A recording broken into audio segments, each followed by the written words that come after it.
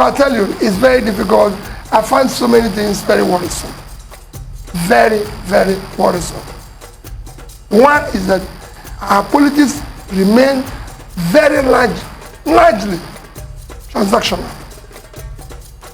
Two, which is very sad, most worrisome to me, is that what makes a country, one of the most important ingredients of being a nation is the respect,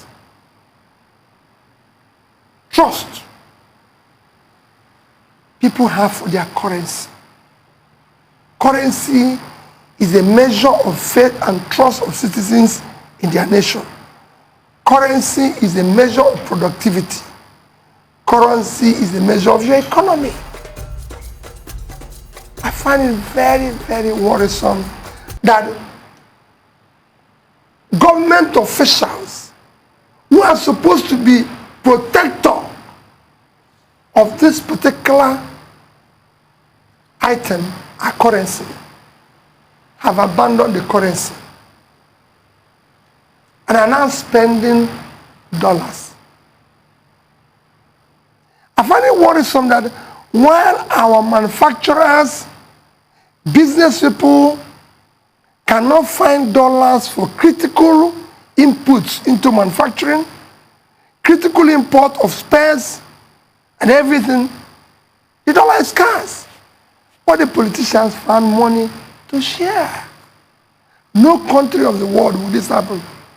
And this is being shared by people who have no legitimate means of earning dollar ever in their life.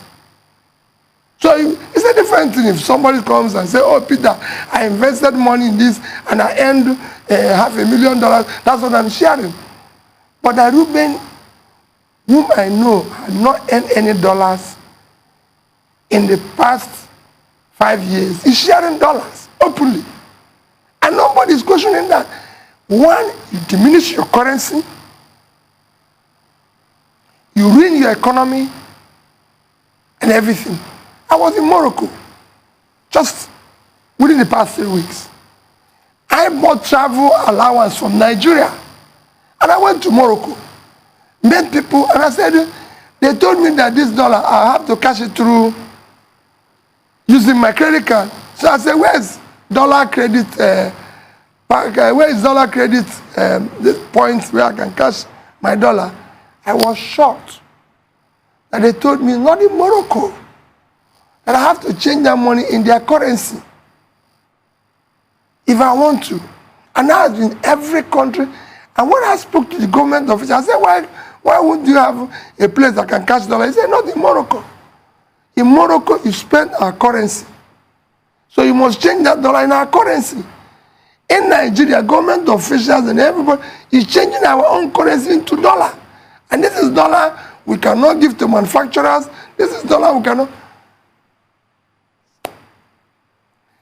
Again, if following up to that is that while we cannot pay gratuity, pensions of people who have worked hard in this country, while we're owing workers, owing lecturers where our young ones are not in school, owing teachers in various states of Nigeria, politicians have huge amount of money to share.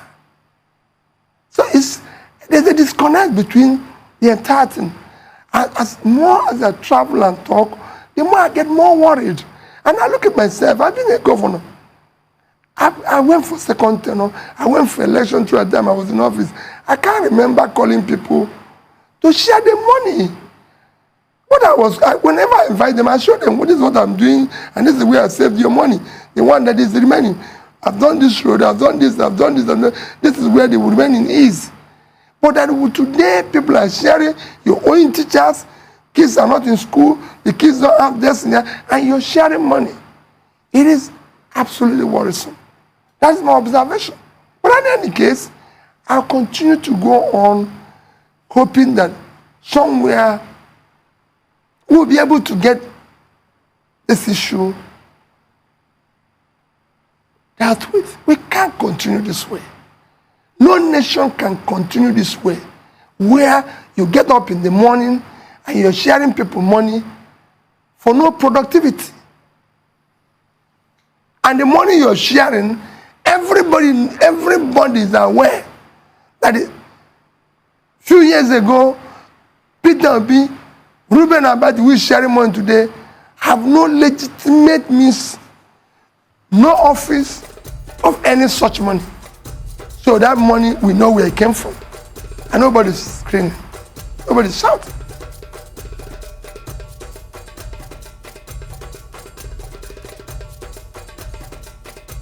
Africa's politics have fallen into the hands of elites, as the Nigerians would call them. These are a class of people who are pure business politicians, and business and politics go together in Africa. You cannot stand as a poor man.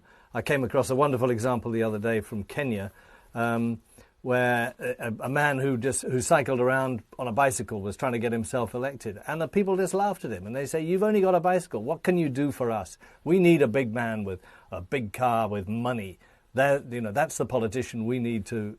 So there's this mentality, which I think has allowed a very small group of people to take over those countries politically, but also economically. And that's why you have something like, I think the World Bank says, between 60 and 70% of Africa's capital shifted out of the continent. It's in banks in Europe and Asia and maybe America as well. But these people just do what the colonialists did, which was suck the wealth out and shift it overseas. And until that changes, that is, until there's a new generation or even a revolution that actually takes power back to African people, I think those problems, that lack of development, will continue.